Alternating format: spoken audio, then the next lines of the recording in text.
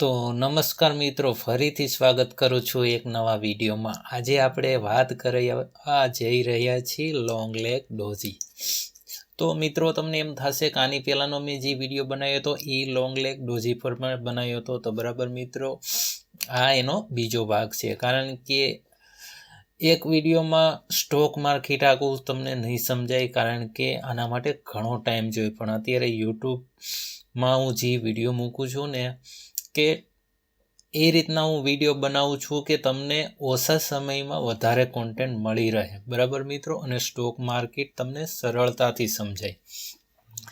તો આની પહેલાંના વિડીયોમાં મેં બુલિશ લોંગ લેગ ડોઝીની વાત કરી હતી, અને આજે બેરિશ લોંગ લેગ ડોઝીની વાત કરવા જઈ રહ્યો છે, બરાબર મિત્રો। તો જો મિત્રો, આમાં બુલિશ અને બેરિશ આ તો મેં ખાલી તમને એક વાત જણાવી, બાકી આ લોંગ લેગ ડોઝી બુલિશે નથી હોતી અને બેરિશે નથી હોતી, બરાબર। આ છે ને ઇનડિસિઝન કેન્ડલ હોય છે, બરાબર। જો અહીંથી તમને બાયર્સ જોવા મળશે અને અહીંથી તમને સેલર જોવા મળશે, બરાબર।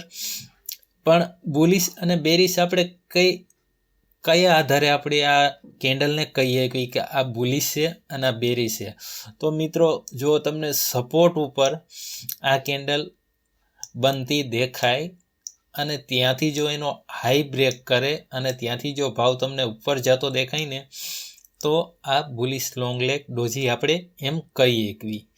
તો બેરિશ લોંગ લેગ ડોઝી ક્યાં બને, બરાબર મિત્રો? એ છે ને આપણા રજિસ્ટન્સ ઉપર બને છે। જો ત્યાં આપણને આવી રીતના લોંગ લેગ ડોઝી દેખાય, અને મિત્રો એક વાત ખાસ યાદ રાખવાની છે કે આ લોંગ લેગ ડોઝી રહીને એ ઇનડિસિઝન કેન્ડલ છે। ઇનડિસિઝન એટલે આપણે ગુજરાતી ભાષામાં એવું કહીએ કે અહીંયા કોઈ ફેસલો કોઈ કરી નથી શકતું, બરાબર। આમાં બાયર્સ અને સેલર્સ નક્કી નથી કરી શકતા કે અહીંથી માર્કેટ આપણે કઈ બાજુ લઈ જવી। જો એનો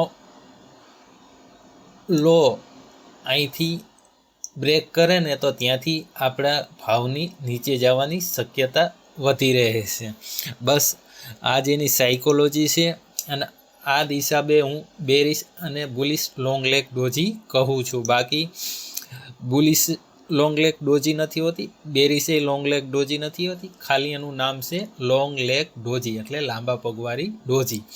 તો મિત્રો, આપણે અહીંયા મેં એક ચાર્ટ બનાવ્યો છે।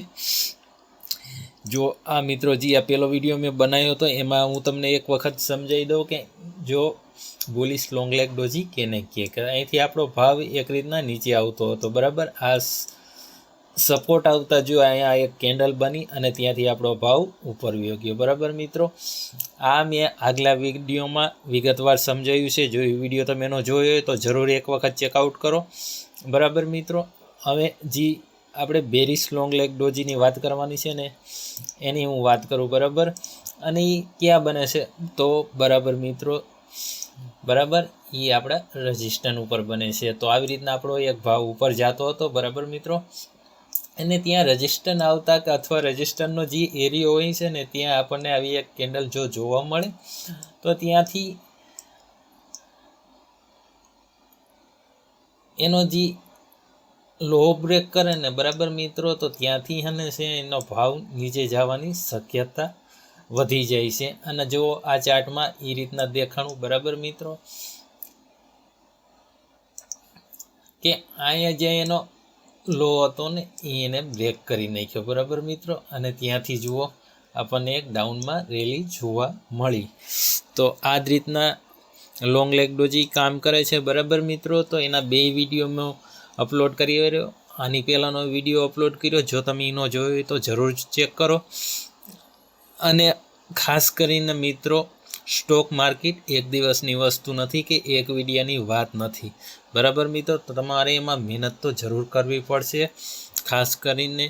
અને હા મિત્રો, જો તમારે સ્ટોક માર્કેટ શીખવું હોય ને, તો મેં આખી એક પ્લેલિસ્ટ બનાવી છે, તો એન્ડ સ્ક્રીનમાં પણ તમને મળી જશે, અને મારી ચેનલમાં પણ તમે જોશો ને એટલે તમને પ્લેલિસ્ટ મળી જાય, એક પછી એક વિડીયો હું મૂક્યા રાખું છું, બરાબર મિત્રો।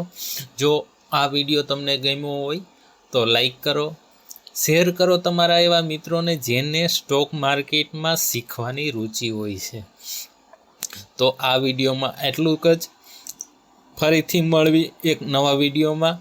તો થેન્ક યુ.